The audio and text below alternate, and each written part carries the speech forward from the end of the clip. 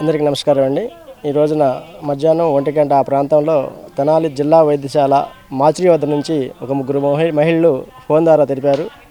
ఒక 70 ఏళ్ల గల వృద్ధుడు రెడ్డి నాగేశ్వరరావు అతను మరి ఆయన అనారోగ్యంతో తెనాలి జిల్లా వైద్యశాల నందు ట్రీట్మెంట్ కోసం కొంతకాలం క్రితం జాయిన్ అయ్యారు. ఆయన స్వర్గస్థులు అవటం వల్ల వారి వద్ద స్తోమత లేకపోవటం వల్ల మరి 3 రోజుల నుంచి కూడా ఆ బాడీని మరి జిల్లా వైద్యశాల మన తెనాలి మాచిరి నందు మృతదేహాన్ని మరి వైద్యులు భద్రపరిచి పెట్టారు.